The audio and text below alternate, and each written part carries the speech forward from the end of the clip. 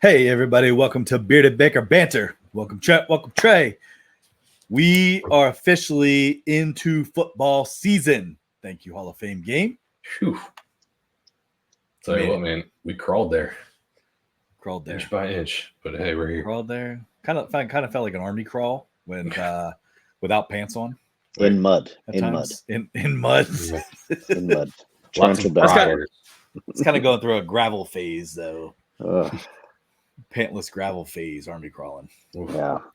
Still, I feel like the preseason gets me even more like desperate for football. I don't know. Like it's not real yet, you know. Like, I mean, yeah, you can wager it. I get it, but it's still just, It's just, to me, it's like, okay, I want like the real deal. I want it quicker. Yeah. Hey, but the more of these games trend, the closer we are to the real deal. That's why I'm okay with it. It's true. Yeah, absolutely. I'll tell you absolutely. what, I'd watch this game 10 times out of 10 over the Olympics. Depends on the sport, but we could save that for the end.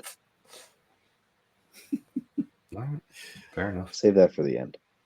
Well, hey, and I'll tell you what, I don't know, watching a little bit of the Hall of Fame game and stuff yesterday. I know technically we were recording tonight, it's a weather delay. Did you guys see any of the kickoff new rule stuff? Anything of that sort? Yeah, I mean, I knew about them, and I knew it kind of changed it, especially like the onside kick thing. I don't understand. Like that kind of takes away from the whole purpose of an onside kick is to catch a team off guard, get lucky. If you have to straight up tell them, hey, I'm going to do this, like, is there ever going to be one converted? Unless you like somehow find a science or a strategy that gives you an advantage. I don't understand how they're going to be effective at all anymore. Yeah. If we're talking that right now, I'm just going to say I think it's just the intermediate step before they completely eliminate it, and they go to the first, like the one chance to get 15 yards, and that's it. Like, do you know what I mean? It's the old. It's a UFL. Instead of doing an onside kick, you get like a one play to get so many yards. And I don't like that. I think that's okay. And that's what I'm saying. So I think they didn't want to look like they were jumping the gun to all the UFL, which used to be the XFL, right? Right. They didn't want to jump the gun and sit there and go to all the rule changes to them, saying they probably didn't want to give them too much credit, but now I think like you said, Trey, it defeats the purpose. I mean, I guess the question is really because how much does it truly matter? Yeah. Because when another team should be doing an onside kick, and I'm guessing they ran the numbers of, okay, listen, there's no teams out there anymore other than that probably the Saints in the Super Bowl that do a unexpected out of nowhere onside kick. So it's really not going to make that much of a difference. But it eliminates that option, though. I get it, but I guess it's just like, well, you guys weren't using this in the first place, so let's just take it away. It's fair enough. Don't use it, you lose it. Yeah. Whoa. What? No, I'm just kidding. Anyway. No, I don't know. It's definitely interesting. I am a little frustrated, though, with some of the stuff with the fact that you got rookies that kind of seem a little bit like prima donnas. I know they're stars, but like Caleb Williams is not even playing the NFL yet. Like, even the fact I'm pretty sure Roma Dunze didn't even play. Like, that frustrates the hell out of me. And I think you're going to see it a lot more often with, some of these guys coming out asking for guaranteed money when you're out even playing it down to football in the NFL. I don't know. And I think you see a trend too with guys retiring a lot early now. I mean, what was it? Tariq Cohen, 28, 29? I'm making this recommendation. I don't know if you guys are going to jump on board with this. Let's scrub the format. We're starting with the NFL tonight, boys. Hey, dude, we're already there. What are we poo-pooing about? Let's go. Well, let's go. Let's poo-poo a Richard Pop Top. There it is. Cheers. All right. So listen, Tyler, I'm with you on that. It's frustrating to hear, but then again, it like goes back to like, okay, you're now Caleb Williams was living the rookie, if not a better rookie lifestyle in college. So it's I said the exact same thing. So it's like it's gonna trickle I don't know. Is that a trickle upward? Like, I don't know. You know what I mean? Like now that he's had a beautiful, a luxury penthouse while in Southern California, making millions of dollars, playing football, probably doing all online classes that are probably, basically taken by his tutors, because it just doesn't, it doesn't allegedly. Okay. But that's the thing is now you get in the NFL, it's like, hey, I got to protect my brand. I got to protect my name, image, and likeness, and I'm not going to make as much money, by one. I'm referring to sitting out by getting hurt in a preseason game or potentially getting hurt in a preseason game. But now it's also, hey, I want my money up front. I want it now, and it is. You're okay with the trend? I'm not saying I like it, but I'm saying it's like, guys, it's too bad. Like we're there. Like I'll have to listen back to the tune you were saying last week when we talked about this with Jordan Love because I don't disagree with you. Hold on, no. Where I was with Jordan Love was I didn't like the idea of I'm going to come to camp and just stand there and not practice. Once again, I understand the injury portion, but if he's their guy, shouldn't matter. Just shouldn't matter. They're going to pay him regardless whether or not he gets banged up in camp or not. I'm just saying. Well, and correct me if I'm wrong. The whole Trey, and this would be what they consider a sit in, right? That's what guys do now. Hold in. Yeah. That eliminates the fine. Am I correct? I mean, it also just that's a question. Like I don't know. They don't honestly don't know if the they're details. as long as they're there. They can't get fined, but they don't have to practice. Am I right in saying that? Does anybody know? I honestly don't know the details. If that's the case, I think that's why they do that. I mean, that's what what's his name in New England was doing. Matt, was it Judon? Matthew Judon, yeah. Yeah, but I don't know. I think honestly, what everything goes back to is it doesn't matter your contract anymore. Like your contract doesn't matter. Like Trent Williams with San Fran, he's got 2 years left on his contract. And he's 3 years left on his contract, and he's holding out. So it's like, every time the market resets, your contract, your contract, like now it's like I saw an interview with Patrick Mahomes of saying, well, do you feel, you're a Super Bowl winning champion and you're kind of underpaid now? And it's like, underpaid. You had a 10-year contract for $500, $600 some $1 million. And 3 Super Bowls. But on a yearly basis. Now, he said the right thing. He goes, no, because my contract is team friendly. Yeah. So yearly, yes, but long term, it's outrageous. But it goes back to the very beginning. I think it was Anthony Davis with the Pelicans in the NBA that started this downfall. Ooh. Yeah. Yeah. Hey, quick breaking news. I know this is still from Thursday, but game was terminated.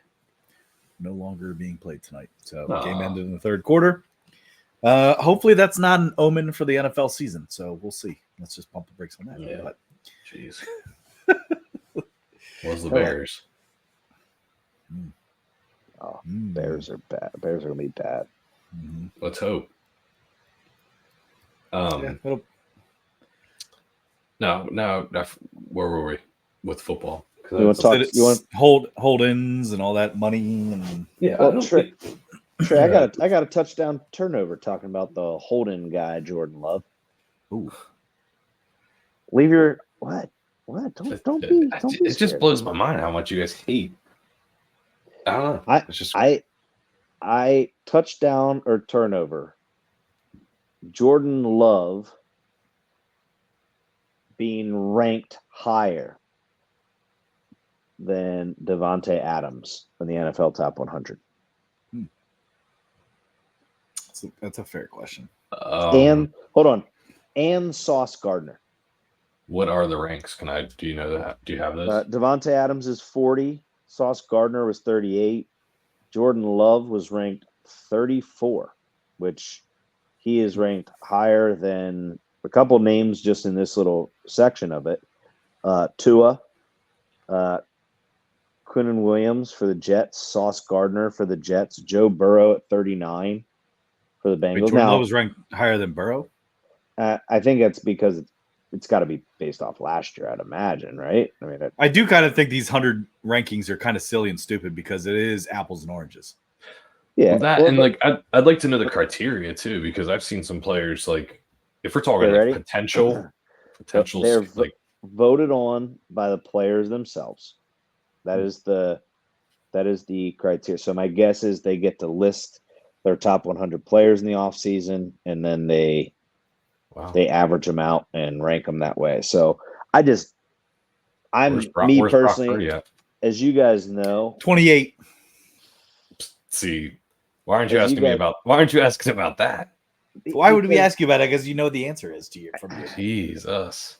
But I don't know. I mean, I think one year where he went. I know the Raiders weren't any better, but Davante Adams, like he's still probably. And I know Justin Jefferson, but he's still up there, top 3, top 4 receivers. Oh, man. I'm not even going to entertain this question because you have a better question sitting at your lap and you refuse to acknowledge it. Hey, bring it up then. Touchdown turnover. But I want to hear yours. So Trey, touchdown turnover. I'd say turnover. If I'm being honest, turnover. I think Davante Adams has clearly had a better career at the position he plays than Jordan Love. Not to say that who's got more upside now in their careers. Obviously, Jordan Love does.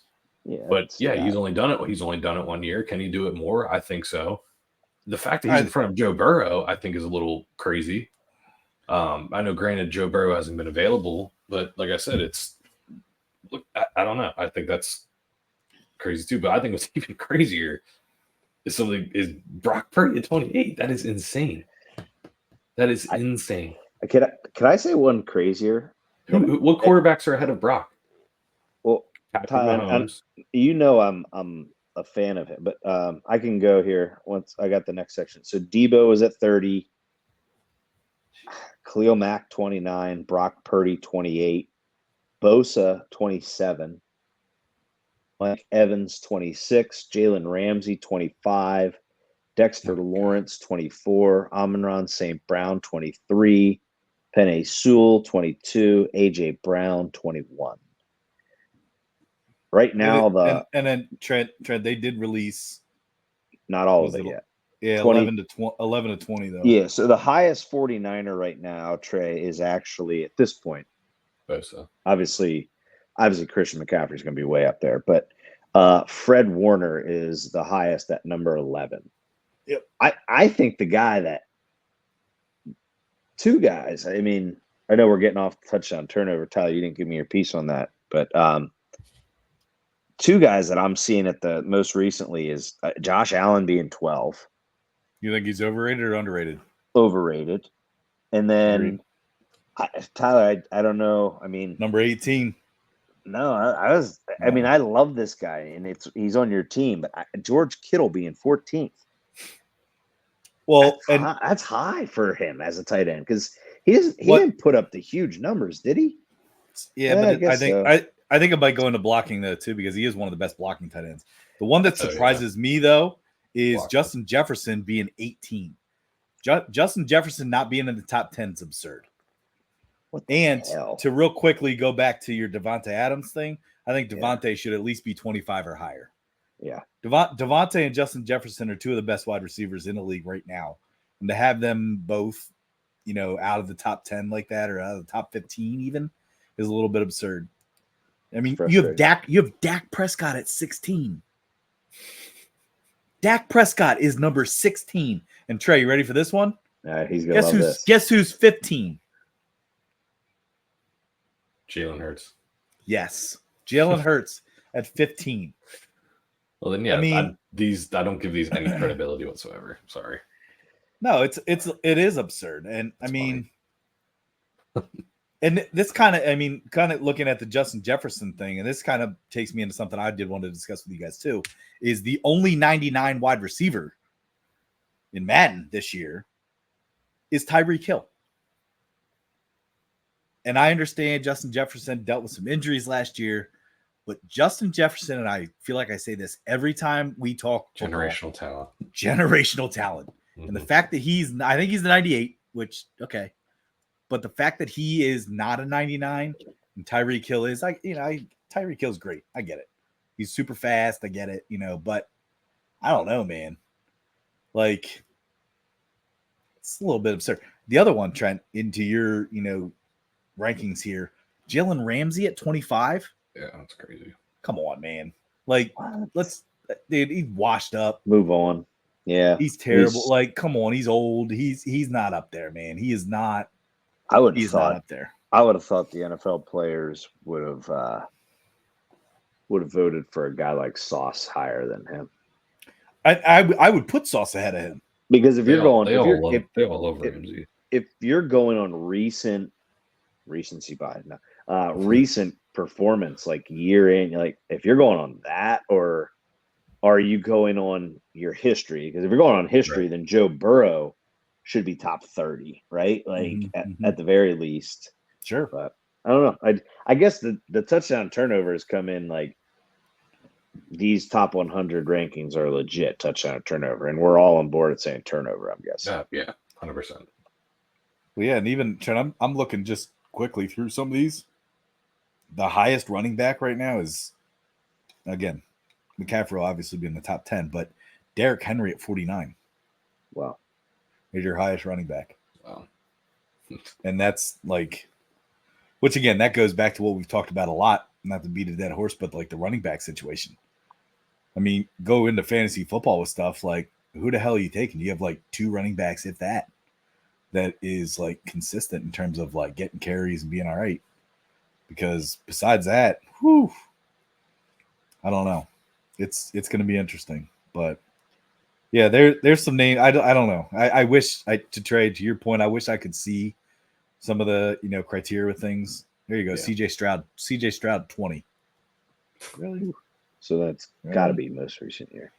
Really? Like even Micah Parsons at 17. I know Micah Parsons, people love him. Good. I don't know. Maybe top 40. I think he's top 15. I will say this. I do agree with Fred Warner, bias aside. And I've said this to you guys before. I do think Fred Warner is one of the best middle linebackers in the game right now. If Patrick Willis made the Hall of Fame, Fred Warner should definitely make the Hall of Fame. Because I would make the argument that Fred Warner may end up having a little bit of a better career than Patrick Willis. And I love Patrick Willis. As long as he doesn't retire early. Yeah, well, and that goes into I'm telling you, some of these guys dipping out early. Like, I get it, but I also do think it kind of trickles back down into, we're not seeing the college NIL stuff with guys retiring at this point in time yet. But how many guys are going to retire now, 26, 27? Yeah. Why would you not? You got your millions of dollars. Especially defensive players. And what is it? You're smart, man. Do you get, I'm pretty sure, don't you get after, like, it's most leagues, once you get your 10 years in or something like that? You get tenure. You get your, like benefits or something like that taken care of. Yeah. But, hey, average NFL career is less than 3 years. So, hey, two big news things that we do have to talk about here. Number one, DeAndre Hopkins being sidelined 4 to 6 weeks with a knee injury. And then we also had Justin Herbert being in a boot for at least 2 weeks with plantar fascia. Yeah. So those are 2 big guys. I mean, I kind of feel a little bit for the Titans, especially because my wife's a fan, but that sucks. I know Hopkins wasn't, the best like he's been in the past, but like 4 to 6 weeks with a knee injury, I could definitely see being a little bit longer than 6 weeks. I could see that ended up being like an 8 to 12. Do you know the actual diagnosis? No, not yet. Because if it's a sprain, he could be back in 4. He might be. Yeah, but with his age nowadays, like, do you really want to rush it back? If I don't know. He quoted. He was just quoted saying this is the best football team he's ever been a part of. No way. Yes. It's interesting. Wow. So Levis at quarterback, you got to think Burks at wide receiver and Calvin Ridley at wide receiver. Mm-hmm. I wouldn't even count Burks, dude. Burks has been so overrated. Yeah, but he'd be a good third option. I was gonna say he's got the talent, Tyler, for sure. He hasn't stayed healthy yet. We'll see. But the Justin Herbert news is very interesting to me. Yeah, I'm okay with it. That's the rest of me for a little bit tired, guys. You guys a little tired? Yeah, sorry. I know. I'm me on. I'm okay with it. I think I think it's a way to get him the rest before the season. get out of camp, guys. Yeah, you're going to see the soft tissue injuries. You're going to see all that. Yeah, just get out of camp. That's all it is. Yeah, he's got a bad hammy. Yeah, okay, exactly. Sure. Tyler, share your list that you have. All right, so yeah, I do want to talk through this list with you guys. Do you want to start with best or the worst? Let's go best. All right, so best. USA Today ranked, I believe it was, yesterday, the top 10 best head coaches in the NFL. I'll go from 10 to 1 here. You had 10, Sean McDermott for the Bills, 9, DeMeco Ryans, Texans, Dan Campbell at 8, Zach Taylor at 7, John Harbaugh at 6, Matt LaFleur at 5, Kyle Shanahan at 4, Mike Tomlin at 3, Sean McVay at 2, and Andy Reid at number 1. Discrepancies, thoughts, anybody ranked too high, anybody ranked too low from that list? It's very interesting. I can name 1, 2, 3 people on the list that one that should be on it, but I think is way too high, is Mike Tomlin at number 3.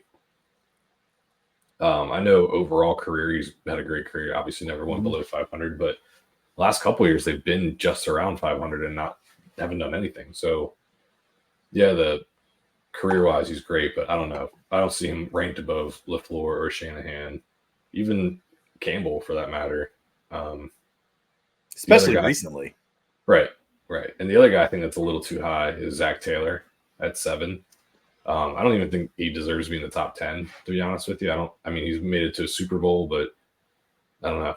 That's about it, to be honest. I could see him being like a 15. Right. Yeah, like a middle of the road guy. He's not a bad coach, but he's not going to win you games by coaching. I'd even say Sean McDermott should be there too. Well, and Tyler, no, I don't think he should. I don't think he should be in the top 10. When I saw McDermott's name, I had a double take to make sure it was the list of the best, because I don't know how he's in the top 10. That's crazy. He's lucky to have his job. Osama McDermott.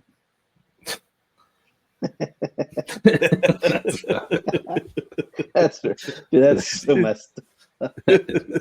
Oh, he'll never live that down. No, he won't. It's still funny. Yeah, my initial reaction right away went to Sean McDermott. You guys know my feelings on him. Mm-hmm. Thought he should have been fired last year. Surprised that he wasn't fired last year. I think. There is some very, very accomplished coaches in this top 10 list, and having DeMeco Ryans in the top 10, once again, it kind of goes with, okay, show me again, right? Like if he comes in this year now with a better team, there's higher expectations, obviously, but DeMeco Ryans being in the top 10, are you basing this just off of the team or the actual coach itself? I guess I need more for him to actually say he should be in the top 10 picture there. Right. Dan Campbell's way too low. Yeah, eight surprised me. Yeah, because for me now you would say, yeah, but Trent, they've only had one good year. But he's really completed. That's a historical rebuild. The Lions are the Lions, right? Like, Like me being hyped on them all last year, you guys were like, yeah, but it's still the Lions, Trent. It's still the Lions, Trent. But he did take them. No. They were they essentially blew their opportunity at a Super Bowl. They blew it, right? And then I think the one that I would put higher is, I think this is kind of goes to a rivalry, is I feel like John Harbaugh should be higher than Mike Tomlin. I agree with that, and I don't think Sean McVay should be too. No, I don't mind McVay. All right, McVay's in a unique situation. Let's do this. Let's give our top 5. Whew, in order. Yeah, in order. Using this, I got Reid, I got Shanahan, I got Harbaugh, I got Dan Campbell.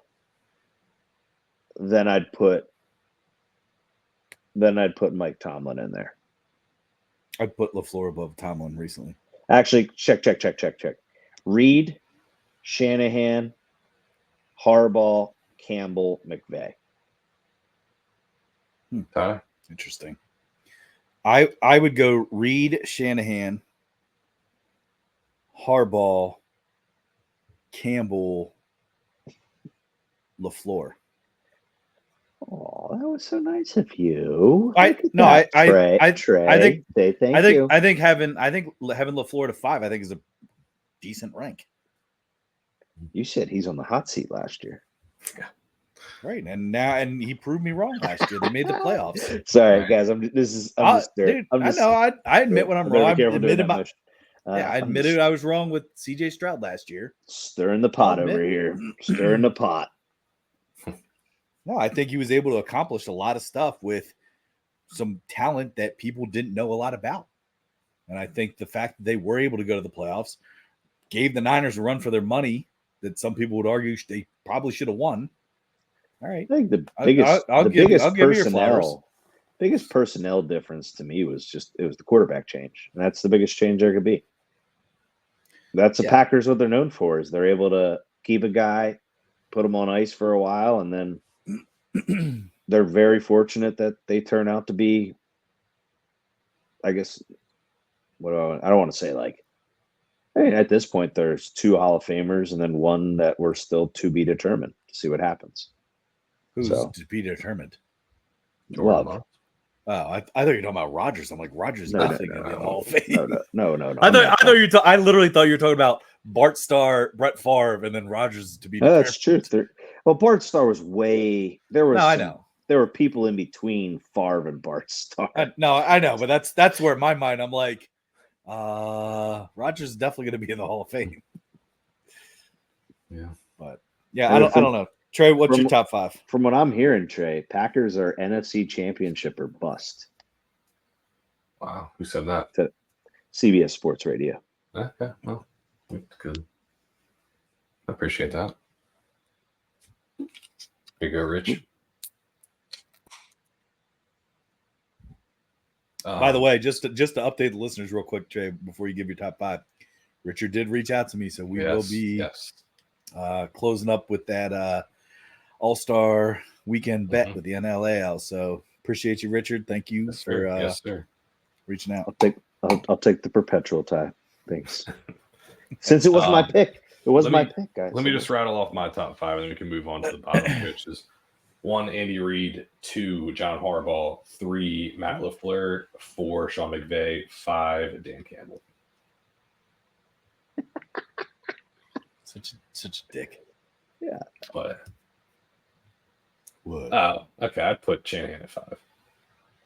Oh wow! then he goes backtracks and. Oops! I actually forgot about him. I did. Sorry. Mm-hmm. No, that's fine. No, I'll put him in over Campbell. Interesting. I think you guys rank McVay a little bit too high. I think McVay's just a hothead that had a lot of talent at one time. I don't think he's that good of a head coach. I completely disagree with that.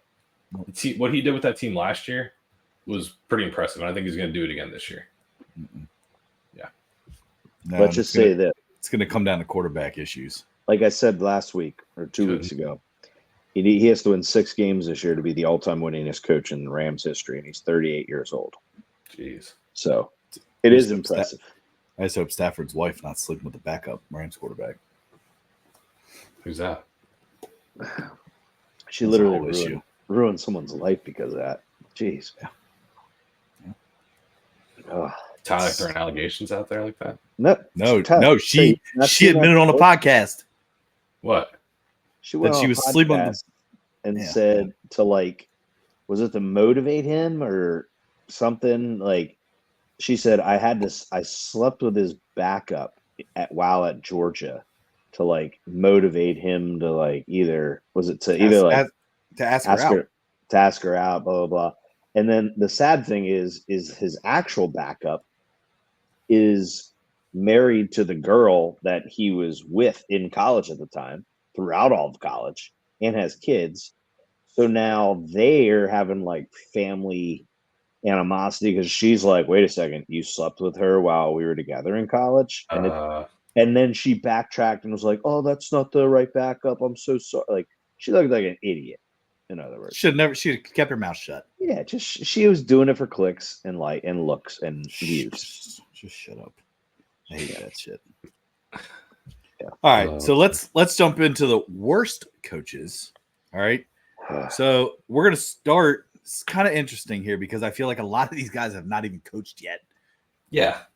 So to give them top 10 worst, I guess they're looking at hiring. But again, this is from USA Today. We'll start with number 10, Mike McDonald from Seattle.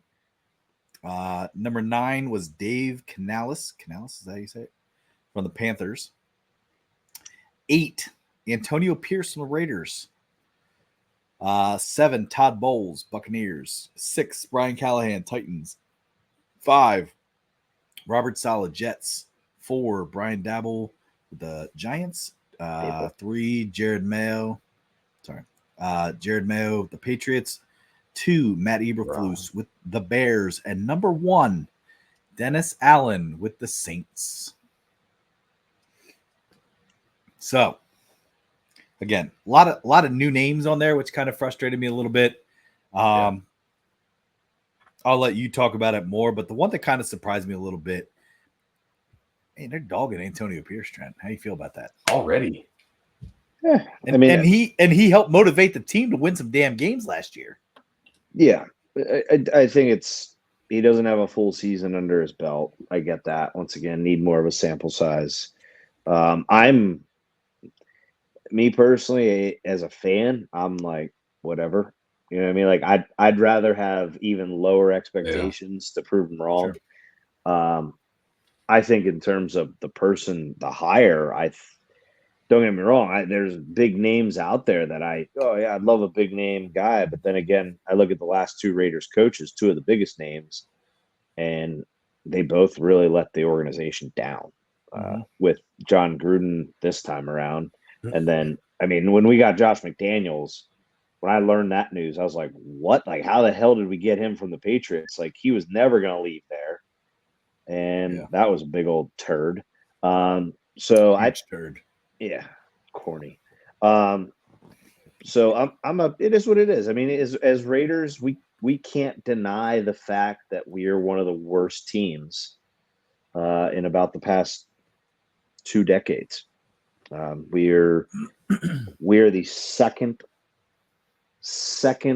longest streak without a playoff win to the Miami Dolphins right now. Miami Dolphins are the only team that has a longer streak than we do to win a playoff game. Really? Wow. Yes. Not make the playoffs. It was the Lions until right. Yes, so this year. 2002, Trent, was when you guys went to the Super Bowl, right? I believe, 2002. With Rich Gannon. Yeah. Because I would have been 11. Yeah, I was 11 years old. Yes, that sounds about right. So that would have been, Yep. So it's been a long, hard life as a Raiders fan. But I'm loyal. My reaction to this is I agree with Dennis Allen. I think put him up there. I agree too. Former Raiders. I have a guy. I think top 2 Eberflus up there too. Yeah. The other one that I'm going to say it probably could go up further is Robert Saleh. I knew it. Once I saw Saleh's name, I was like, here we go again. Yeah, that should be higher. The one that I don't agree with, the one that I think could either be lower down on the list or off it at all, because I think he is a good coach. I might be biased with the way that he looks, but Brian Daboll. Daboll. Yeah, Daboll. Sorry. I think it's Daboll. So and he was even coach of the year 2 years ago. That's what I mean. It's just like last year, I get it, but like you lost your quarterback early. Now, granted, I mean, like Darren Waller's interview today was like, it's not Daniel Jones' fault. Like nobody could do anything behind that offensive line. But yeah, I just think I think give him. I don't know, I'm anxious to see because I think the Giants could be bad again, considering. I mean, I don't know what they really updated at their offensive line, but I do know they lost Saquon Barkley. And why the hell did they ever agree? I believe I talked to our one of our listeners, Bill, who is a Giants fan, like, why the hell would they ever agree to air that footage of him basically saying, "Hey, like Saquon, like you'll give me a chance, like if somebody offers, you'll contact me and allow us to counter offer." And then he learns that he's left and gone and joined the Eagles. Like it made that GM look like a dummy. Yeah. And the organization looked very poorly upon that. But yeah, that's the name that I think should be. I think Saleh should be higher up on this list as bad coach. But then I think Dable should be down further, if not left off this list entirely. I ask you this question though about Saleh, and I know Trey probably has more to say about it though. Is like Saleh's been dealt pretty shitty hand. You had a top 5, you had a top 3 draft pick at quarterback. Was Zach Wilson?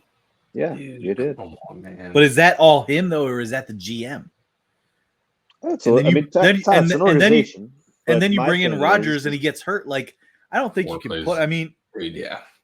I actually think, like, if you're going to put him down here, I think he's number 10.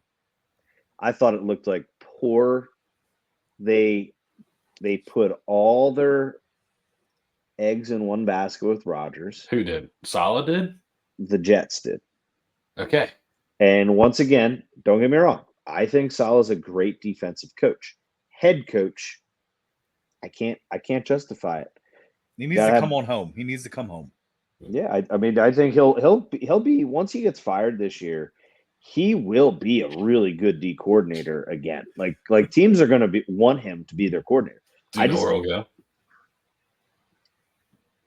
go? I know because he's buddies with LaFleur.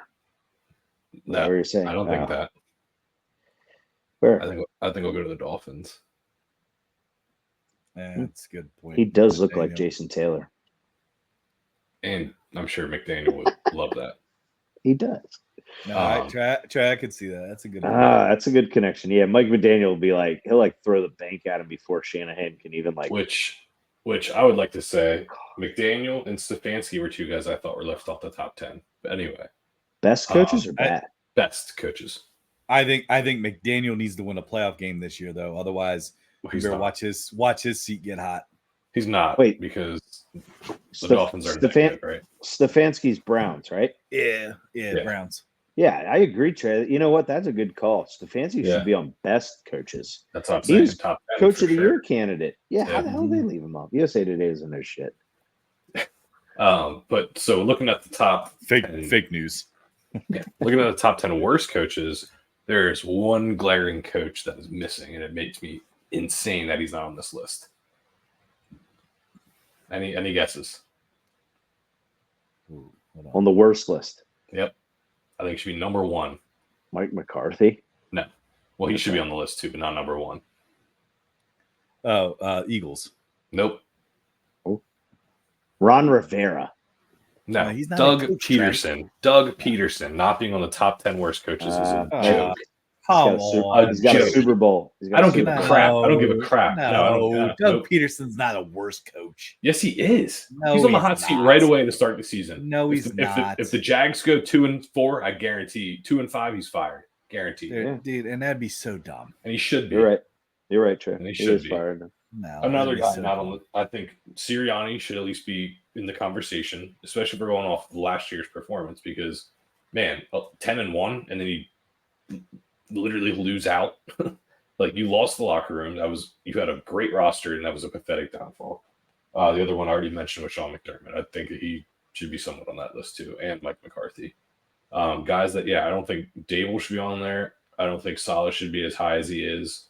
Pierce, no idea why he's on that list. That's not fair at all. Same with the other 2 guys, Canales and McDonald. And Mayo, I don't think he's coached the season yet, has he? No. Yeah, so that's not. I don't think those guys deserve to be on the list. My top 5 that I would put is 1 Eberflus, 2 Peterson, 3 I'd put Todd Bowles, 4 Dennis Allen, and 5 I'd put Mike McCarthy. I'd take Todd Bowles off this list. Admit when I'm wrong. Todd Bowles proved me wrong last year. And that's fine. But he had a pretty crappy year. You just signed Tristan Wirfs to a huge deal. You got Baker locked down, and you got Evans again. Like, your team's not really changed. Exactly. And I think that's a problem. Evans is aging and old, and I don't think Mayfield's the answer. I think he's a doable quarterback, but he's not going to win you a Super Bowl. I don't know, man. I don't know about that. I don't think he's a top 10 worst. I put him in kind of in the middle round. Maybe he's number 11 worst, but I don't put him in the top 10 worst. That's stupid. Name that was interesting that was left off both lists was Washington, Dan Quinn. I thought about it, but I don't think he can be good, he can be bad. It just depends, I think. I think he has a lot to prove after his Atlanta days. The other name that I think is very interesting left off of it, I would say probably more the top 10 list, is Jim Harbaugh. Well, I don't think you can judge him yet. That's why he's not on the top 10. But you want to look at what he did in the past. I think he was a good coach. He just won a national championship at Michigan. Maybe he cheated. Now Michigan's getting screwed. I don't know. It's a different conversation. If they get the punishment like USC did, Jim Harbaugh goes up there with me on like Pete Carroll dislikability. I'd agree with that. Is it's bogus. He knew they got caught, and then see ya. Now, granted, they won the national championship, so if they do hand out some sort of extreme punishment, it looks awful. It looks awful for NCAA football. The other one the other coach that's not on this at all is Sean Payton. Yeah, they wouldn't. I don't think they'd put him on either right now because once again he's got a Super Bowl. He had a lot of good runs with the Saints, but I'm just telling you right now, I think they're going to be one of the most overrated, and I don't even think they're already expected to be good, but whatever they're expected to be, I think they're going to be horrible. I think a team that you need to watch, that you need to keep an eye on, is going to be the Minnesota Vikings. Keep an eye on the Vikings because I'm seeing a lot of good things from McCarthy at camp. No defense. I know it's camp. I understand. I know it's camp, but he has a very talented, generational talent wide receiver. Yeah, I think if I was given a team, I think I gave it the other week. I think I'm not saying they're going to playoffs or anything or win a Super Bowl by any means, but I think a team that's going to overperform is the Cardinals. Oh no.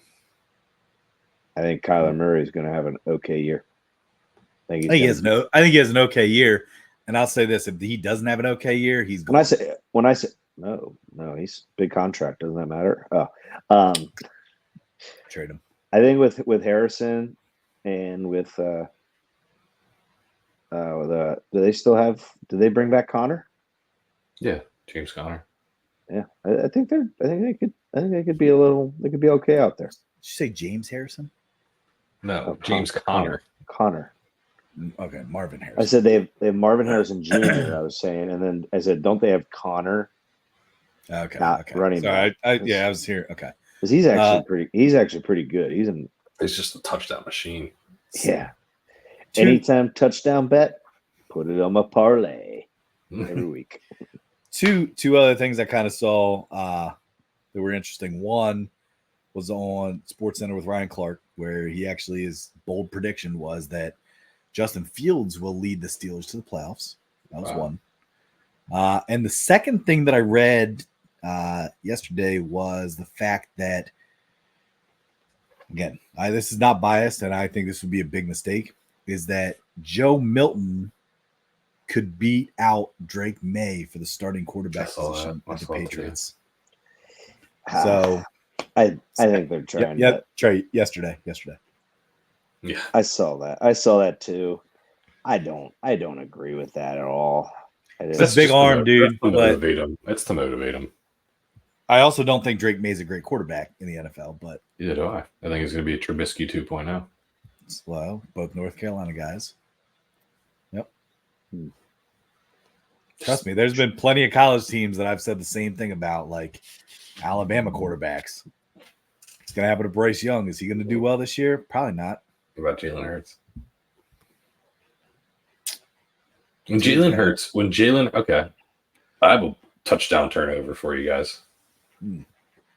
Kenny Pickett starts at least 1 or 2 games for the Eagles, not due to injury. Turnover. Okay. Only way he starts is injury. You think so? They're more likely to get rid of Sirianni before Jalen Hurts, in my opinion. So what if Jalen Hurts can't force a drive? He's throwing interceptions. He's like not like Eagles fans don't. Then they you don't need tolerate to fire. that. Then you need to fire. Well, and that's what I was going to say. Then you need to fire your wonderful offensive coordinator named Kellen Moore. No, what happened is Sirianni would get desperate, and he would need to make a change to save his job. I'm just saying. Trey, I would say what has a better shot than what is you starting said due happening. to injury. Well, but I'm saying I would say a different quarterback duo that has a better shot of the backup jumping the starter is Michael Penix over playing a game or two in Atlanta. And then Kirk Cousins is on the trading block. Wow. And the Raiders come in and take him, and we go with Kirk for a year and a half. I could with see no Devontae Adams because he's on the Jets. Why are you such a Jets fan? I'm not. It's just going to happen. What can I tell you? What cracks me up about Trey defending Robert Saleh and the Jets so much is that I don't listen. I don't defend no. him. I defend him just as much as you do. It's just you defend him a lot more. I know, but it just cracks me up that you do defend Robert Saleh so much. And being the ex-49er D coordinator, it just cracks me up because I'm like, wow. I like D'Amico Ryans. I like Mike McDaniel. You don't like Kyle Shanahan, I don't dislike Kyle Shanahan. I just think Brock Purdy. That's for darn sure. I think they're both just very overrated. That's all, especially Brock. Oh my God, you're insane. You're insane. I'm just saying. You put anyone. I just want you guys to like.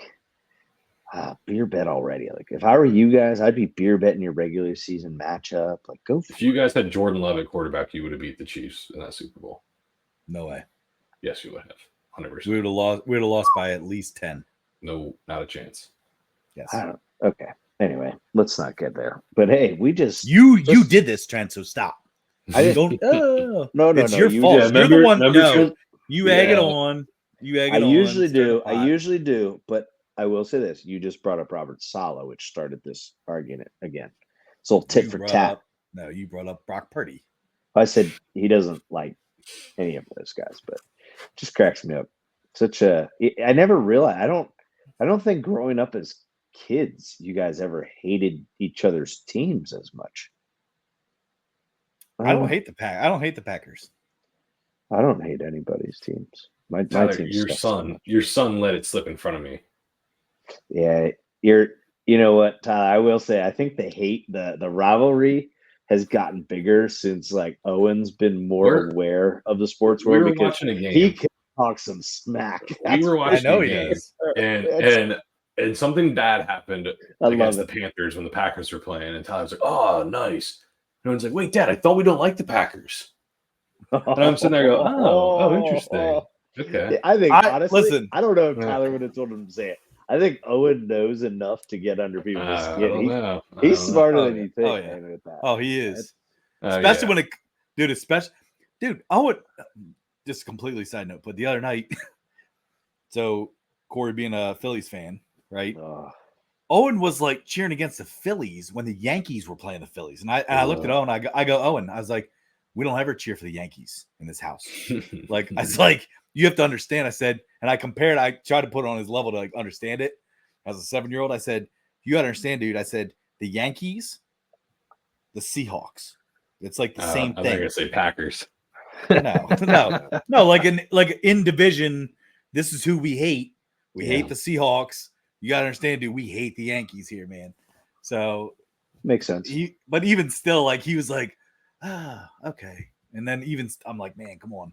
Because again, I don't hate the Phillies. He does it just because he loves the Orioles, but like I've never hated the Phillies. You know, I've cheered for the Phillies as long as they're not playing the Orioles.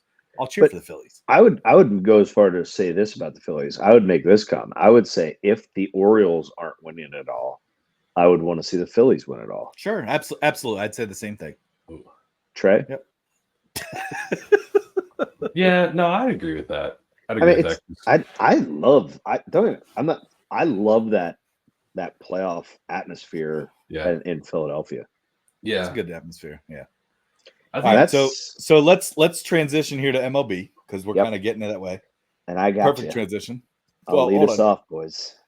So just a few things though with MLB wise, we talked about Phillies. Like, who would you? Hold on. So Trent, you said you would cheer for the Phillies if the Orioles weren't in it, right? I would if the Orioles get knocked out, I would then start cheering for the Phillies. Yes. Trey, who would you cheer for? I'm surprised say the Phillies. Yeah, he said he agreed. We all just agreed on. I also really like the Diamondbacks a lot. Oh, dude, you scared me. I thought you were going to say the Dodgers. I thought he was going to say them too. I was going to say, who are you? I like the Diamondbacks. I saw a game in their stadium and it was fun. It's cool. It's it was fun. It was honestly I don't think I could anymore, just because it is kind of becoming a little frustrating because the Orioles can't beat them right now. But growing up a Cleveland Indians fan, and now Cleveland constantly beating us and Cleveland being good, I'm like, son of a. And we got two of the lowest payrolls in the league. We shouldn't be. Both of these teams shouldn't be that good.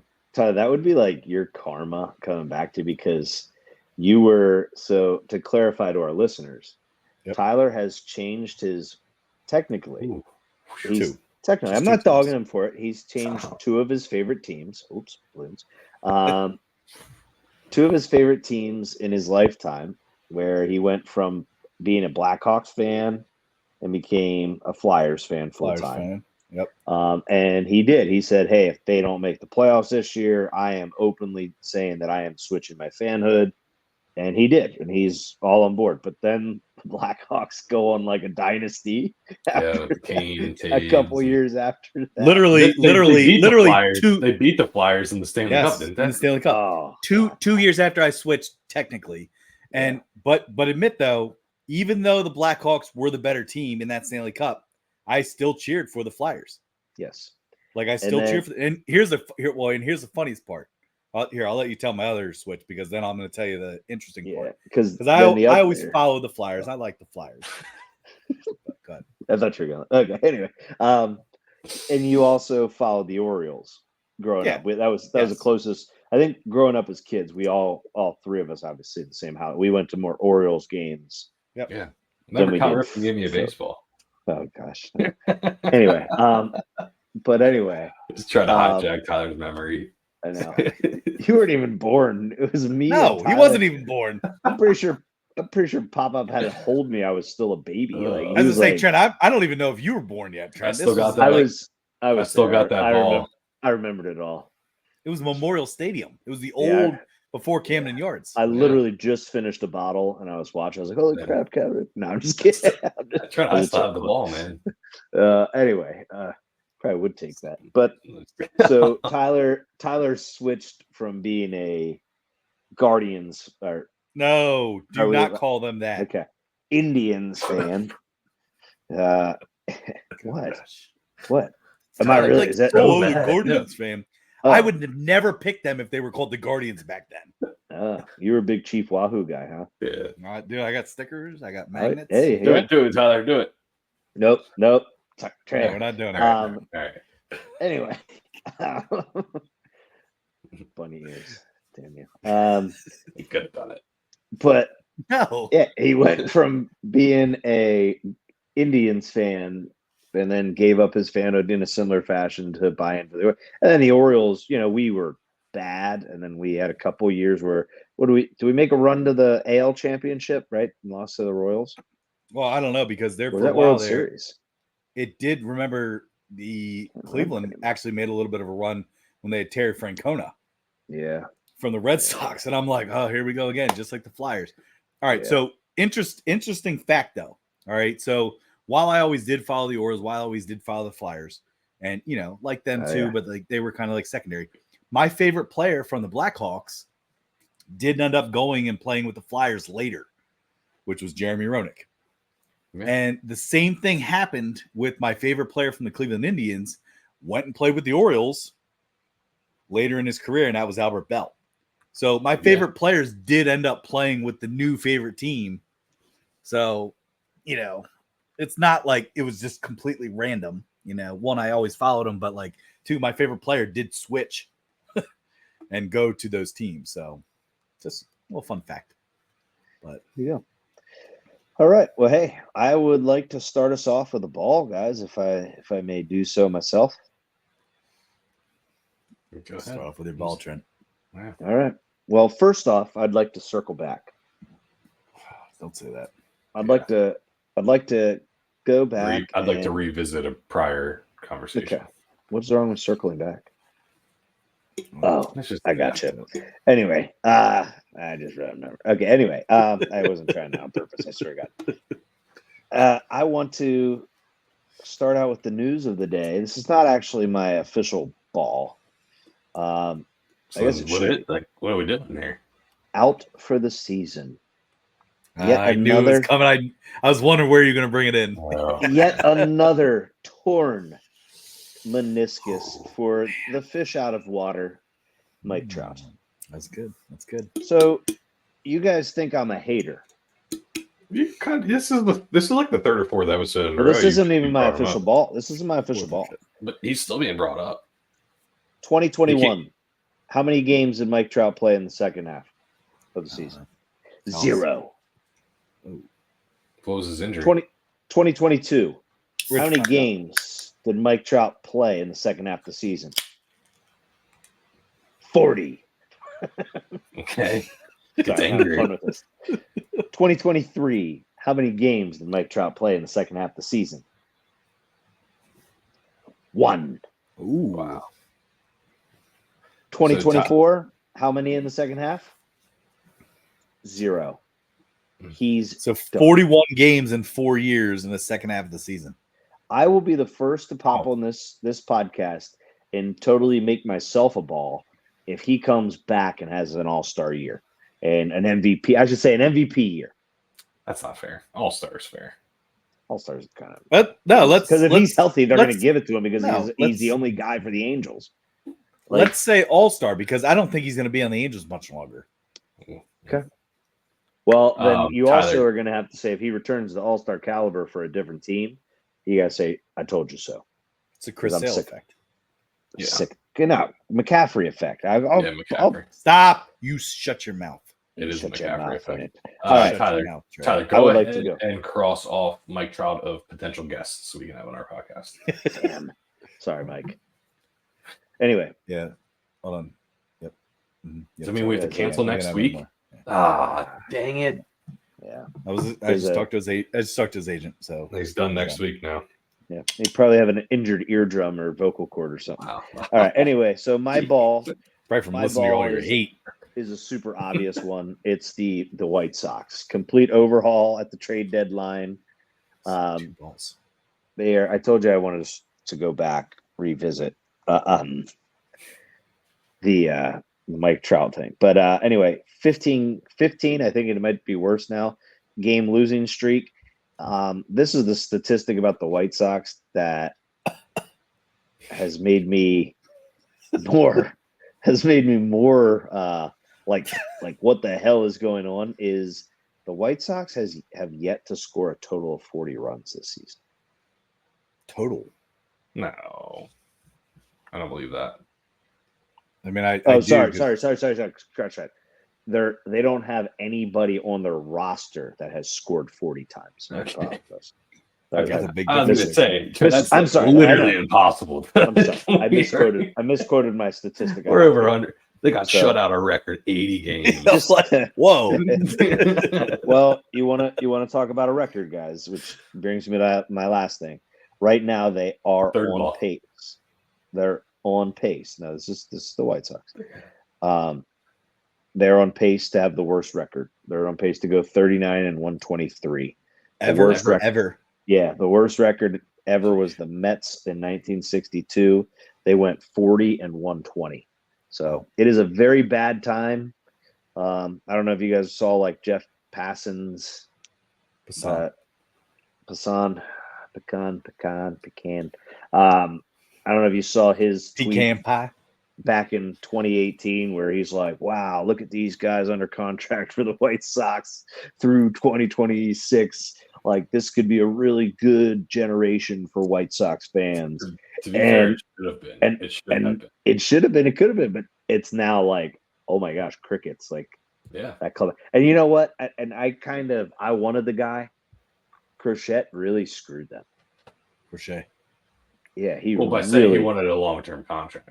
Long-term contract. And to not throw out of the bullpen. Yeah, he screwed him. He literally like prevented them from getting a great overhaul because, to be honest with you, I mean, I know like they have cap room, but it's like it's sad because what major star is going to want to go there right now?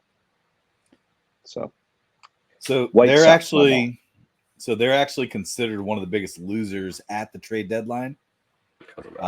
Losing is it Feed or Fetty? Eric Fetty. Fetty? Oh, Fred? No. Eric Fred? Yeah. No, it's Fedde, Trey. It's not Fred. Oh, I bet you there's an R. There is an R. There's not an R. No, there's not. Yeah, bet him now. I will bet you. No, I will bet you. Okay, I'll bet you $5 it's actually Fred. Oh, don't beer bet. Go. Beer bet. Right, yeah. Okay. Great, Tyler, beer bet. Typo. You just read a typo, Tyler. Yes. I'll beer bet you too. Fedde. There's an R. It's just missing. You're wrong, Tyler. You're wrong. Oh my gosh. Thanks for that beer. Wow. No. I hate to do this on air. This is awkward. Eric, you're saying it's Eric Freddy? Yeah, there's an R. Yeah. It's not. Yes, there is, dude. Don't. I'm not gonna let you get away with this. It's Skiloo. Oh, yeah. Sorry. What is it? No, I guess Skilo. Oh, it's Skilo. Nope, sorry, man. I wasn't gonna tell me what it was. I go, what was it then? It was Skiloo. Okay. All right. Hey, Tyler, I like IPAs. Yeah, you know what I like. There you go. That is a typo. That's a typo, Tyler. That's wrong. Yeah. Yeah. There's no way it is. Who's he play for? Because that's now the Cardinals. Okay, I'll look it up. Okay, anyway, but go ahead, Tyler. What were you saying? No, I'm saying they were one of the biggest losers. That's not a typo, guys. It's shit. No, he's pitching tomorrow for the Cardinals. Holy shit, you're right. I'm seeing it too. So, Trey, I will take oh my gosh. a double IPA. So wait a second. 6-pack. I think it is. I always thought it was Freddie too. It's not. Tyler's demanding his 6-pack from you. This is a Mandela effect, dude. It's not. No, it's not. That's stupid.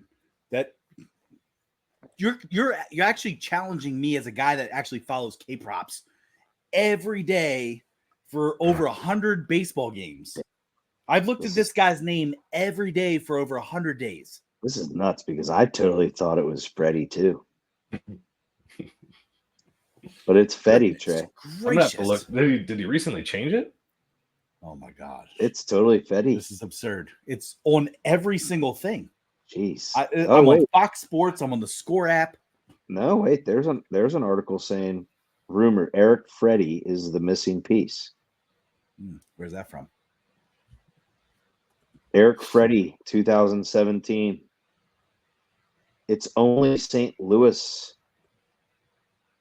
This is weird, guys. Yeah, wait. This is Eric. Class of 2011 MLB draft. Eric Freddy, Fredde. Tyler, you're wrong. You're wrong. Trent, oh my gosh. You guys are insane. You guys are literally insane. Here you go. This is from Perfect Games website. Eric Freddy. What's that? It's his college scouting information. All right, we were wasting way too much time on Washington Nationals Eric Freddy. What the heck? You sure it's not a different person? But then there's a bunch of people saying I see like Eric Fetty solid outing. Okay, we need to reach out to somebody for this. This is so weird. Wait, because hoping Eric Freddy and Chris Flexen can have career years. Okay. Yeah. MLB.com, Eric Fedde, Fedde. It's MLB.com. Just search his name right now. ERICK. I'm seeing it, but I'm seeing like Freddy everywhere else. We need to look it up. I have, you know what? His nickname is Fettuccini. Okay, so it's not Fettuccini. It could be Fettuccini. That'd be a sick nickname. Actually, he pitches tomorrow. It's Fettuccini. Anyway, all right. So, oh my God, I'm seeing a lot of Freddies. Northeastern Sports Network. Eric Freddy. Northeastern Sports Network. That's absurd. So right now, we're gonna close this up and move on. We're gonna put a little marker in this, and we're gonna continue this conversation next week. But let's go on to some balls. Who's gonna back me up on this is Fast Breaks, because he has tweeted about him as one of his K-prop guys. All right. So Eric Fedde, Tommy Pham, and Michael Kopech are the losers of the White Sox. So White Sox losers, done. All right, move on. Trey, that's your ball.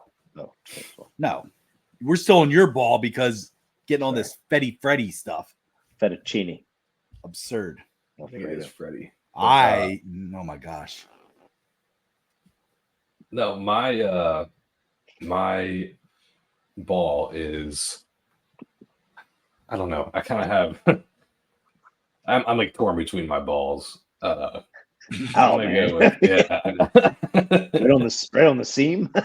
I'm gonna go with my ball is a specific thing. It's the Orioles trade to the Marlins for Trevor Rogers. Fair enough. I know, like I said, we always bring up the Orioles and stuff, but like that to me was just so lopsided, and I really think a lot of teams stretched for starting pitching at the deadline. I know Crochet and Scooble didn't get dealt. That's also part of my ball because I thought that would be cool to see like two big name pitchers actually have an impact on some teams down the stretch. Now they're just going to waste, at least this year. And Mason Miller. Well, he did that to himself, I think. But I think that's bullshit. That sucks. Yeah, it does suck. But either way, it's just like the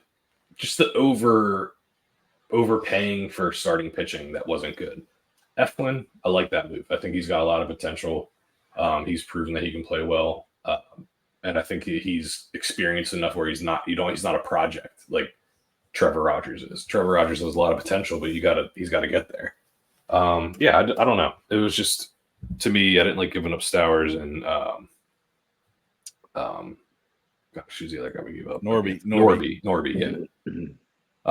yeah. And that will kind of segue into my wild pitch later on, but either way, I'll let you go with your ball, Tyler. My ball is the fact that some of the winners of the trade deadline were the Dodgers. When you talk about the rich get richer, it frustrates me. I don't like the Dodgers as it is, but for them to get Edman, Rosario, Kopech, and then obviously Flaherty was a big one. I don't know about you guys. I know you guys are kind of indifferent about Flaherty. I really wanted Flaherty to come to the O's, but it is what it is. When they pulled him out of the rotation, I knew he was going somewhere, and I had my X account on notifications with Passan and with MLB stuff just to kind of see what would happen. And I think it was the next day. No, it was that day. Remember, we bet Trey made the pick, and I said, I said our game. Trey's pick went away off all sports books. Said, right? No, they pulled him, but they traded him the next day. No, it was announced that day. I have it. I sent it to you guys. Oh my god! I think it was a little bit after the Eric Freddy trade. I'll dude. Wikipedia has him as Fedde. Go ahead. Sorry, keep going. But yeah, no, just my balls. The Dodgers being winners. It goes back to, hey, we can buy whoever we want. We'll do whatever we want. And I really, really, really, really, really hope this year they don't even make the World Series. And I don't know. If you guys don't mind, that'll actually take me to my wild pitch. Is the we got to do strikes, I thought. Well, we'll get into strikes, but I'm going to go wild pitch because it's a good transition. So Dodgers don't make it out of the first round of the playoffs. That's my wild pitch. Okay. First round that they play. So I know that's a second round for some team, They don't make it. They don't make it past the. They don't. Yeah, they don't make it past their first series that they play in the playoffs. Divisional. Tyler, can I piggyback you real quick? Because mine's quick. I'm kind of with you. I struggle for wild pitches because they're technically kind of like hot takes, but I'm a little different with how the playoff picture is now. But I was going to say that no 1 seed will make the World Series. Ooh, that's good. That's going to be a bold call, Tyler. I mean, what if the Orioles are in there? Well, currently it is the Guardians and the Phillies. So that'll change. And I could have went even crazier wild pitch because I dabbled with it with the Phillies. I mean, once again, I told you they're like, hey, I'll cheer for them if I'm not cheering for the Orioles. I'm almost ready to say that the Braves are going to catch them at some point here in the division. Say it. Don't Phillies. say it. Phillies have one of the hardest schedules remaining. Yeah, and it's not looking good. Dude, it's close. There's still 6 get out of their back. slumps. Yeah. All right, my wild pitch. Hey, by the way, did you guys know the White Sox are on a 17-game losing streak? Yes. He would have listened to my stats or my spiel. Sorry, I was too busy trying to correct you guys on a pitcher's name. That was after. But anyway, all right, go ahead, Trey. My wild pitch, since we're on that, is that by the year 2030, the Miami Marlins. Okay, that's like 5 years from now, Trent. It's literally 5 seasons from now. This is a wild pitch. Go now, man. Stop making futuristic. Because in 5 seasons from now, the Miami Marlins will be in a World Series. 5 seasons though, like come on, dude. That's like saying, hey, 2030. in 10 seasons, 49ers will have 1 Super Bowl win. Like, come on, probably not. In 5 years. In 5 years, I'll be 5 years older. Okay, Trent. Yeah, let's replay some of your wild pitches. The sun will rise tomorrow. Yeah. Oh, that's 5 years. Good as my 5 years. I'll be 5 years older. In 5 years, I'll be over 40. Wow. Oh, shut up. Just shut up. I will. All that right. Sucks. So, guys, I'll start us off. Stop Why is that. Stuck in my head? Why is that? I don't even. You're like a Gwen Stefani song. Like, hey, circle back. That's Holla Back Girl. Holla Back. Sorry. Bananas. Bananas. All right. Yeah. All right. Anyway, so I guess this. This isn't a wild pitch, but Colton Cowser, Rookie of the Year. Ooh, whoa. Is that your strike? It's my strike. You think he's going to win Rookie of the Year? The current favorite for AL Rookie of the Year. Is he really? Yeah, the closest behind him is Luis Gil. Okay. Lou Gil. Lou Gil from the Yankees. Yeah. Yeah. So I don't know if you want to try to like double your money quick or maybe a little bit more, depending on this whole new tax surcharge that DraftKings is rolling out. Bull crap. Don't understand it. Colton Cowser is plus 125 on DraftKings, and that is the plus 125. Wow. Yeah, and on FanDuel he's minus 120.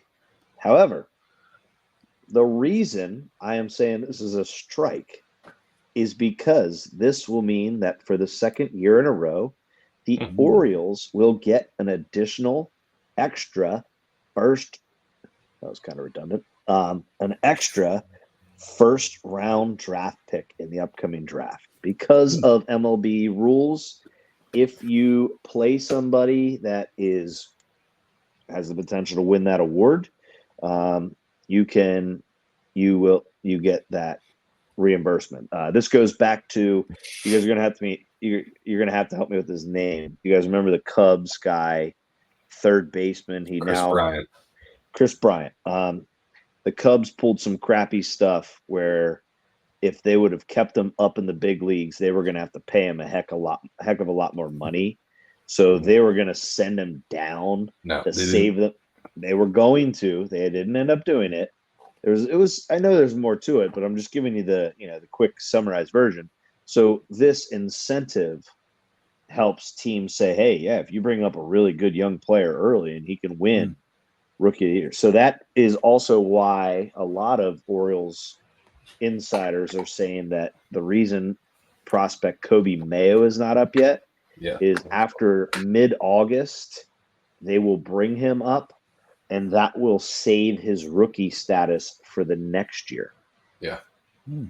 So just put that out there, chestnut checkers. So I know we're not happy with the trade, but I do like that the fact that, hey, Colton Cowser has a shot to win Rookie of the Year and get the Orioles another draft pick. And we, in my opinion, Orioles are some of the best drafting team. We've hit on how many draft picks now? Yeah. Oh, yeah. Matter of fact, Tyler, you got me this shirt, I think. Dynamic duo right here on that shirt. Yep. Heck yeah.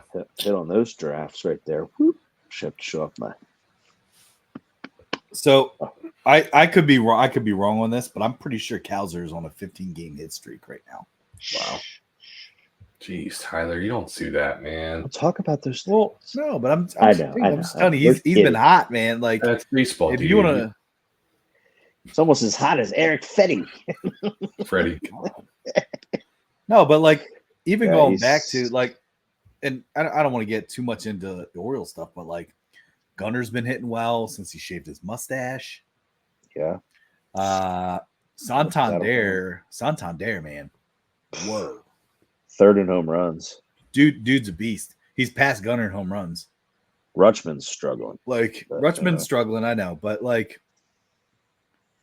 dude, they're putting some things together right now, and I'll be interested to see what happens with the Vance Honeycutt stuff. I know he's an outfielder. He can't come up this year. No, I know. I'm just saying, like, I'll be interested to see like how they use him going in the future, because I know that was a big question mark moving forward, because I think they had the Orioles had on Masson the other night, and they're in the one game, they had the GM in the booth and stuff to kind of talk through, hey, what's going on with the trade deadline. Actually, no, it was Tuesday, the day of the trade deadline stuff. And then they also brought up the fact, like, hey, what are you going to do here with Honeycutt? Like, anything going to happen? He's like, hey, there's a will, there's a way kind of thing. And they got it done today. So that was big for the Orioles. But I'll tell you what, man, to get that guy, looking at some of his stuff that he was able to do in college and stuff, they're doing all right. Tough thing there is it's kind of been the story of the Orioles is it's almost like, and it's a good problem to have, but there's so many guys in front of him. I mean, I think his last name's Brakefield. Like him right there, he's center fielder, and he's one of the top. He's like the top 4 prospect right now too. Right. So it's a good issue to have lots of riches in the farm team. However, we are no longer the top farm team. The Rays. Who isn't? Who did the Rays? Yeah, which I don't really get, because they don't have more top 100 prospects than us, but I guess it's quality of prospects. But yeah, Orioles are technically post trade deadline via fan graphs. I don't know how reliable that source is, anyways. But as reliable as your sources for your Freddie stuff. Razor 1, Orioles 2, White Sox 3. This is scary. Dodgers 4. Jeez. You know who's last? Phillies. The Angels. Oh, wow. That's not good. That's not good, because Mike Trout's gone. So trade him. Get him. Get some draft picks, man. He might retire anyway. So hey, correct me if I'm wrong. Did I see the Orioles actually released Pache? No, they designated him for assignment, I thought. Sent him down. They cut somebody. Yeah, well, they traded for from their roster. They cut somebody. Yeah, and I'll tell you what's disappointing is that Mateo is on a 60-day IL. He's done then. Yeah, like that. Man, that was just must have had damage. Yeah, it's all right. Time to shine. It's holiday season. So as I say, it's Jackson holiday season. Shout out to BreakingT.com for running a Jackson holiday special tonight on T-shirts. Jackson holiday T-shirts. So I only had 1 or 2, but no, I didn't. But it's kind of cool. I got an email about it. I got a nice dong bong shirt.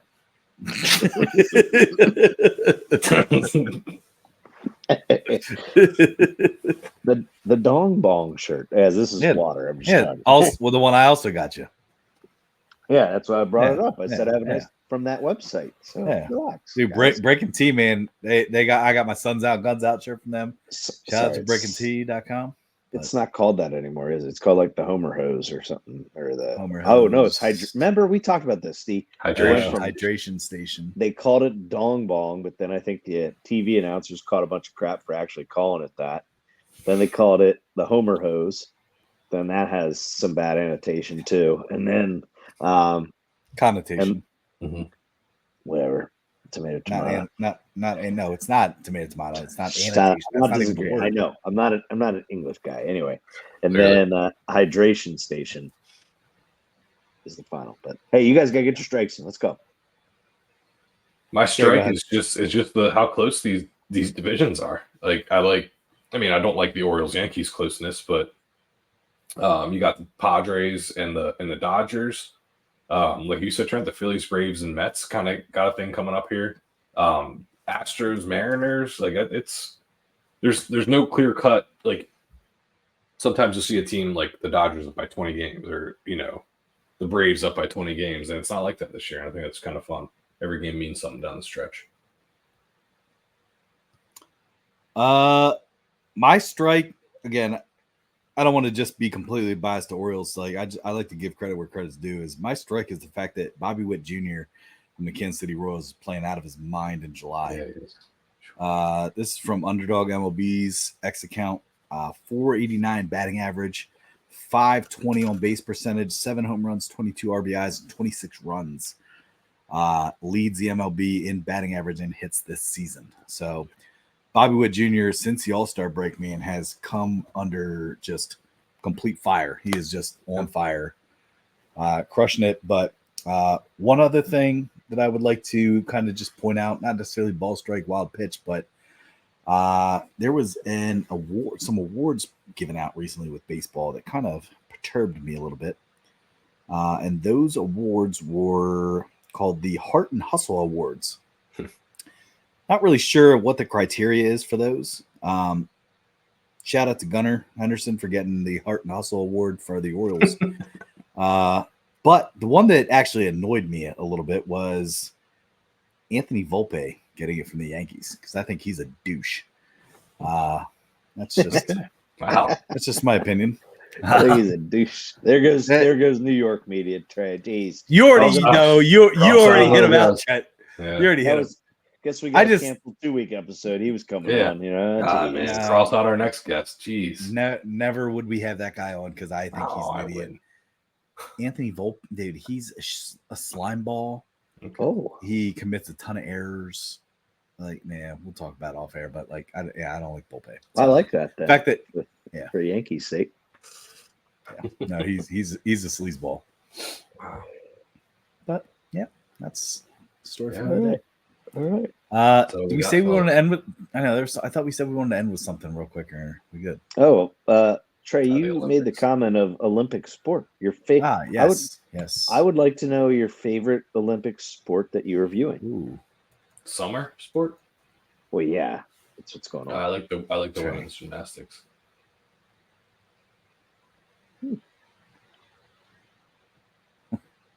But anyway, okay. You just asked me a question. I answered it. I don't know what. Yeah, I like. Yeah, no. Swimming's fun to watch too. Like, I was say, all the swimming is awesome, especially, but nothing. It's not as like big anymore now that like Phelps isn't in. But there's some big names though. I know. The one guy from France right now is on fire. Who trains with Phelps' coach? Yes, that guy. But although, did you see Phelps hinted at a 2028 return? Not a chance. Oh man, no way. Yep. He said he could do a 200. Oh man, this is bad. What does IM mean? 200 something. Intermediate. He said he thinks he could. I think it's individual medley.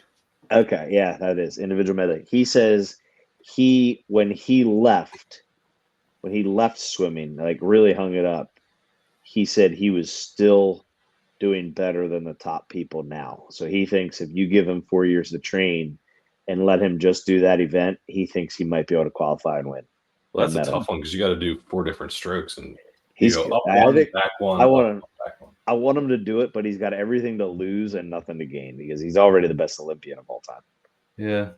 But my favorite is literally, and no jokes or anything about it, but like literally any form of volleyball. Like I like the 2v2 volleyball beach. I like full team volleyball.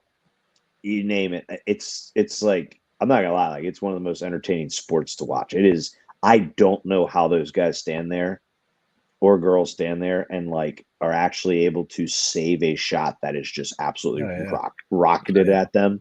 And they can just like, oh yeah, no big deal, boom, right up in the air. It's nuts. It's not that hard. I think the one I actually like to watch is, and it just kind of blows my mind, is ping pong. Yeah. Watching some of those ping pong players play, like, holy cow! Like, what's going on? Like, it's nuts. No, but a medal count, real quick. This is updated. United States shout out is number 1 right now. Medals 37.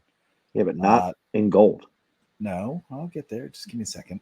France is 2 with 27, and then China is in third right now with 24. China does lead right now with 11 gold. United States does have 9 golds. How about that Turkish guy? That Turkish still shooter. within reach. Yeah, dude. He was a dude. Hand in the pocket. Did you see hand in the pocket. Dude, it was awesome. Did Turkey send a hitman to the Olympics? Yeah. I never know anymore if they're real quotes, but he's like, I'm a shooter. I don't need any equipment or specialized equipment. Did you hear how he got into it? That was an actual quote. That was a real quote. Okay, the one fake quote I saw was about his ex-wife with like just giving my dog back. I think it was. Oh no, I heard that he got into shooting as a way to relieve stress from a bad divorce. Oh, gee, maybe it was. And that's how he was taught. He said he went in his jeans and his t-shirt and didn't have any other equipment. He just went there and got really good. Jeez, yeah, that's crazy. That is crazy. That is cool. That is. You got to figure that we are going to catch up on some golds with men's and women's basketball. We're going to get those 2 golds. I wouldn't bank on that. Not men's and women's basketball. We're going to get gold. I don't barely beat South Sudan. No, we just crushed South Sudan. So we just crushed them. Yeah, but in the practice round. Yeah, practice. Well, we just crushed them in the real round. Do you know who their like head coach and South Sudan's leading person in basketball is? Well, Luau Deng is not their head coach, but he's their of operations. Yeah. All out of his own pocket. He's going to build the first and only indoor court in South Sudan next year. Luau Deng, huh? Lakers are still paying him that huge contract for not even playing there. Crazy. That is crazy. Let's go Duke. Let's go Duke. Hey, I'd also like to give a shout out to women's. Shoot, I just can't even think of it. I just lost rugby. Rugby. I'm sorry. Oh my God, what that was! I almost said Australian rules football, and I was like, no, that's not it. Australian rugby. That was nuts. Did I break it to you when I sent it to you? You did. You did break it to me, and that was amazing, dude. I was watching it, and I was like, this has to be all over Twitter, X, and all of a sudden, I'm just like, dude, it totally reminded me of Alabama Auburn Iron Bowl. Yeah. Yes. With the return kick. Everything was like being like kind of like packed up. Yep. Okay, this is it. Okay, we got it. Yeah. And then all of a sudden it's like, oh my Lord. Like that was well, and then the fact that like they tie it, right? And then you still have to make the kick. Yeah. And I know it was, right there, like pretty easy, but like at the same time, like still that was outstanding. That was the first medal in rugby for the United States in over 100 years. Okay. Yeah. Men's gymnastics first ever medal, right? For US. I'm not sure about that stat. We've never won a medal in handball. Dude, okay. Can we just say something about handball? I just had this conversation with my wife the other night. Or actually, it might have been today. I'm watching it, and I'm like, this is literally like a sport that you feel like you could just pick up and be like, yeah, I could be an Olympian in this. That's exactly what did I not say that? I said, you let me train for handball my whole life, I win a gold medal, I guarantee. Yeah, we did talk about that. Your team has to be good, but yeah. So find a good group of friends that are athletic, and you guys train their whole lives. Hey, I see 3 athletes right here. Right. Let's go, handball. We could be like the men's curling team. In our mid-30s win a gold medal, Thanks for saying 30s, not 40s, because I'll be there. Hey, soon. We did play it in gym class. Handball? Oh yeah. Shoot, Trey, in 4 years I'll be in my 40s though. Well, it's all right. Experience, wisdom. That's all that matters. That's all you need. You're gonna be all fixed up after this summer. You're gonna be great, or this fall. You're ready to go. Have some mesh. Okay. Don't have a vagina. Okay. Just heard you. All All right. Well, I'd like to shout out Adam Krause winning the 6th annual NNT this past weekend. Yeah.